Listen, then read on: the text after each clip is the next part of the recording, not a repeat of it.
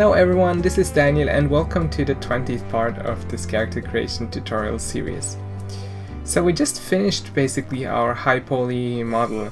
So of course it's not perfect, you know, there's a bunch of details that you might want to add additionally, you might want to spend more time, but I've decided that I want to focus a bit more on something that's easy for beginners to follow. And so I think that I will leave the high poly mesh as is and move on to retopology. We might do some fixes here and there, like the cape isn't really something I want to keep this way. But otherwise there are already quite a few parts that we can start to do retopology on.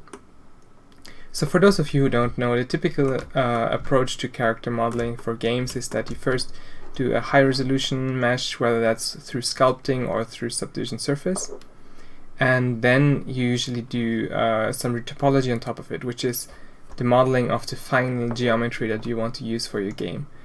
And then you basically bake the details from one mesh to the other so that you can, you know, have a similar appearance to the high resolution model, but have it, you know, be low poly and run efficiently on game engines and also be easier to rig and these kind of things.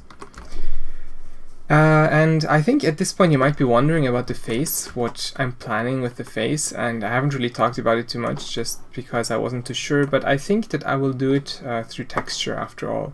So just keep that in mind. It is a pretty good method for simple faces like this character here, but of course if you have a more complicated character then you might have to actually do this with geometry. Yeah, but there's a lot of references out there. Just search around a little bit and I think you'll find something. So let's dive right into it for today's work. What's convenient for our situation here is that we have already lots of meshes, and that in many cases we can actually use what we already have as a starting point. So let's try to make a copy of the helmet, for example. I do want to keep the helmet separate, so this is going to be one object by itself, or like, you know, one separated piece of geometry. But I will remove the subdivision surface modifier, and just so that I can see it better, let's just remove the material from this model.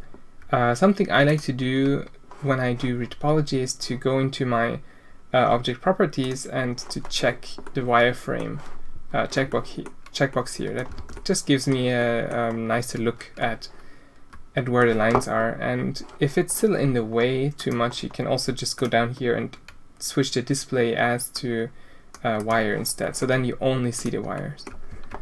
From here on it's going to be a matter of attaching these points to the model, and since these are already the same meshes, they're already quite close, so we have to really think about how much we really want to change. Now one thing I want to do is I do want to connect these different parts into one. Intersections aren't really a good thing usually within one mesh. You can have multiple parts that are completely separate, like the body is completely separate from the helmet. But in here I'm going to bake this helmet as one part, and in this one bake intersections are a bit troublesome. So well, I'm just wondering if I should fix this first. There's another thing that I don't like so much. I don't like how this loop goes around here, but it's almost close enough to the lower one to belong to it. So maybe I'll first begin by stitching this together. But of course that's going to change our curvature a little bit. So we have to go then back in and try to fix that curvature as well.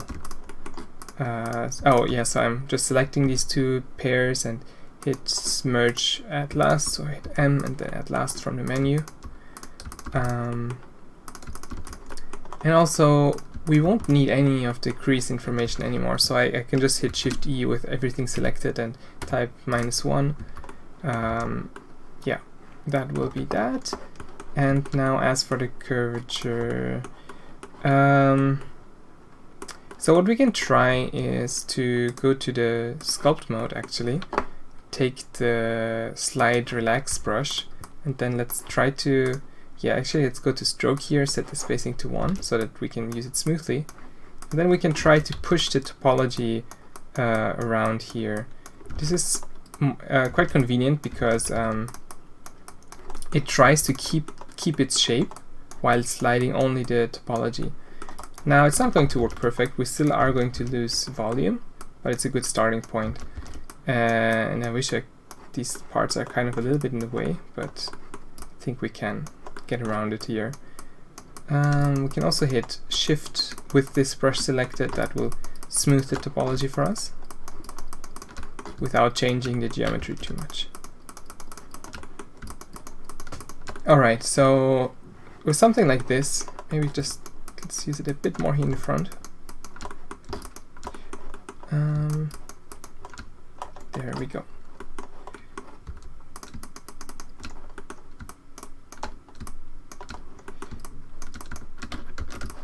Okay, so with that done, let's switch back to edit mode, and you see that this part now seems to have lost a bit of its volume. So I might just go in here, select these couple of points, and we'll use Alt-S to inflate.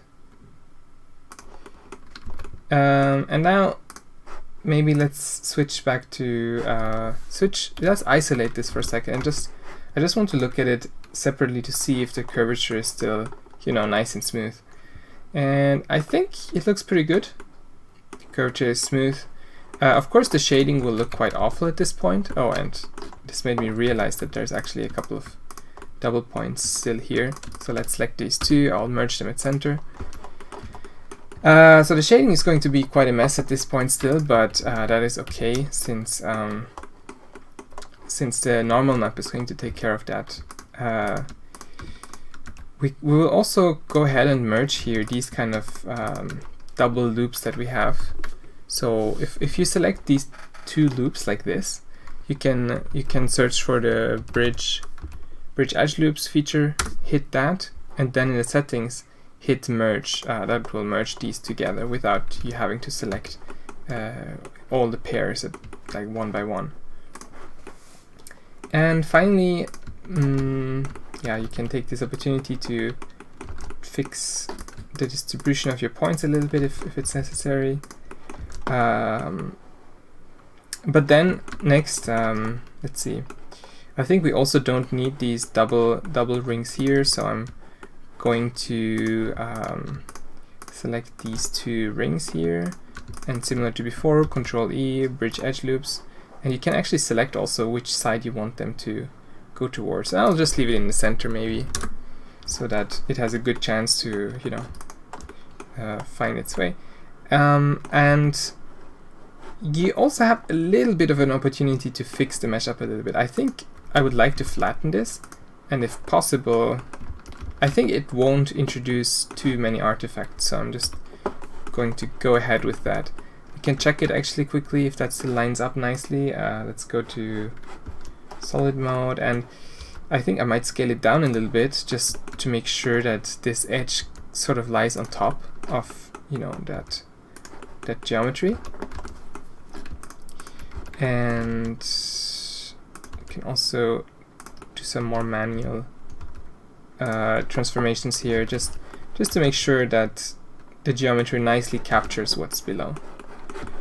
Yeah, it's still not super even here since we kind of lost some volume here, but you know, as long as the mesh is close enough, and also very important, as long as there's not a lot of other geometry that can interfere, there's no issue. Like here, for example, we do have to do something because otherwise the helmet is going to capture like this part and the other way around as well. So the only way to fix this really within one mesh is to merge them together. So I'm going to delete this point here and just go ahead with some new geometry to merge these together. Now we also have to make sure that these points are now on the surface and not like inside anymore.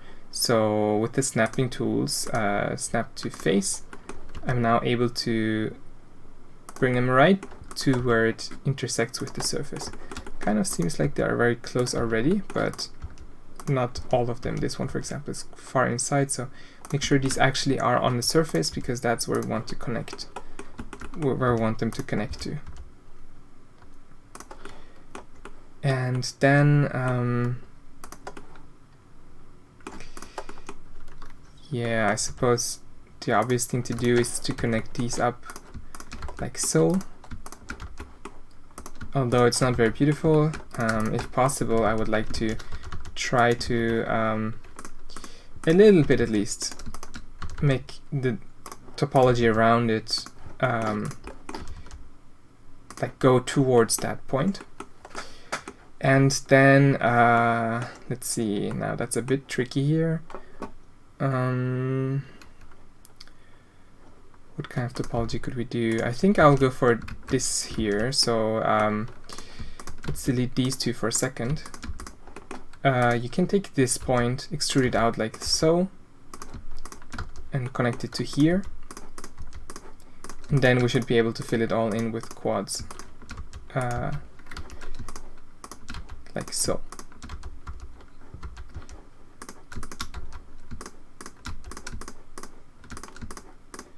And we'll need to do the same thing on the other side. So yeah, it's not super clean, to be honest, but it's better than having an intersection, that's for sure.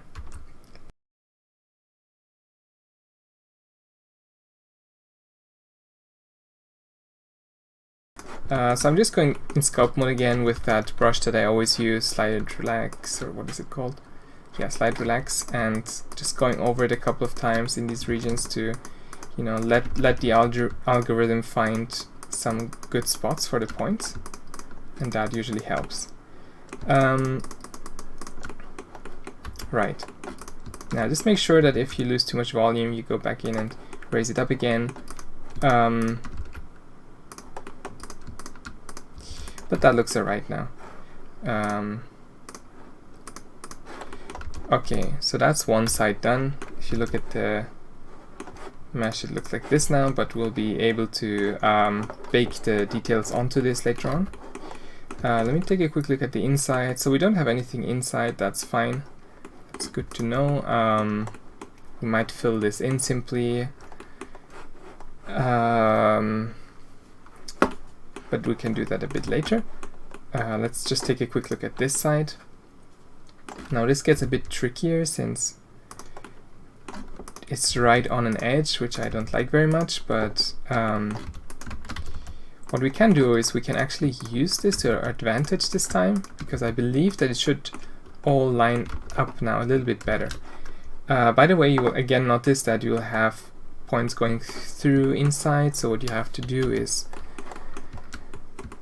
make sure that these are actually on the surface, like here.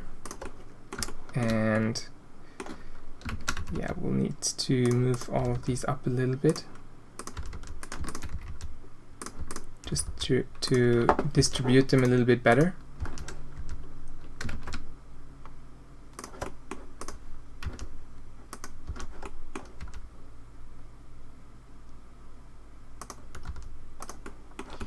And the last one over here.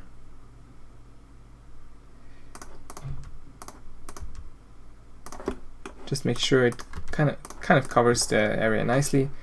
And does it line up now? Not perfectly.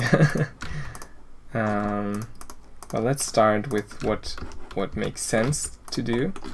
I was kind of thinking about something like this, but then you end up with triangles on top and bottom. And I believe in this case it would be a good opportunity to mention that triangles are not as bad as you may think they are. Like, triangles are not so good for rigging because there's just an inconvenience in the workflow. There can be issues in shading or when you use any subdivision surface modifiers. But in your final game mesh, you have to know that all quads are eventually converted to triangles in the game engine. So if you have triangles in it, it's not too bad. So you have to make your trade-off. If there's no easy way to solve a situation, then instead of adding now a whole loop like around the entire thing, it's better to just, you know, go for a couple of triangles in this situation. So So I'm going to leave it as is, like this, except a few triangles, and make sure that this mesh is properly sealed all around. Now here we still have a bit too much points. Alright, did we merge this already? Well, we could leave it actually as well, to give it a little bit of a... Oh, wait. Oh no. Am I in the wrong mesh? Alright. Well, that's embarrassing. So we created this whole part in a different mesh, and some of you have probably noticed. And wait. No, I just selected the wrong one. Okay, we're good, we're good. Alright, so be careful what you select. They're quite similar, so it can be easy to lose track of what you have. I was kind of confused because I thought that I had already worked on that part, and then all of a sudden it was back. So no, actually we're good. So this is now the mesh that we have at the moment. Looks quite okay. We're going to be looking at it usually from a distance, like so. And for the inside, that's the last thing I want to do quickly. Let's first begin by connecting these parts, and I want 3 cuts here.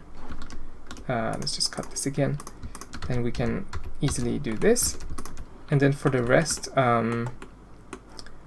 if possible, let's just try to, well, first of all, let's just extrude it inwards a little bit. For this, I don't care anymore too much about the real geometry, because probably there's not going to be... Yeah, actually we should maybe go back to our original mesh and try to give it a little bit more detail. Speaking of which, since this is not going to show up on the normal map anymore, let's just go back to our original mesh, do a similar thing. And then I'm just going to extrude this inwards. We should give this entire edge here creasing, so that it's nice and sharp. That looks alright. And then finally, we'll use grid fill, and we'll have to just experiment with these settings a little bit until we find a good alignment.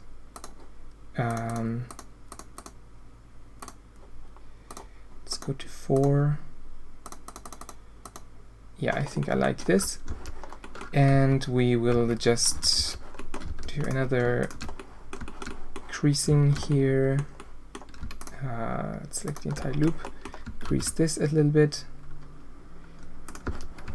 And then finally, in our low poly model, let's just look at those two in isolation for a second. We're going to do the same. So that lines up sort of. Let's go for the similar settings. Now, just make sure that I just want you to mention this so that you know about it. Of course, you're doing a low poly model and a high poly model so that you have the opportunity to add like more detail in your high poly model. So make sure to use that if you want. Actually, we're going to do something different here. I'm going to just do it like this and leave it, because we don't really need the inside. It's never going to be visible, and I don't want to waste points there. But yeah, this should be good enough basically. This will make sure that we never see anything we don't want to see. So, alright. Now we have to figure out again which parts to unhide and which ones not to unhide. But yeah, that's basically it for the retopology of this helmet. Let's see, what's this? Empties, and that part we do need. Okay.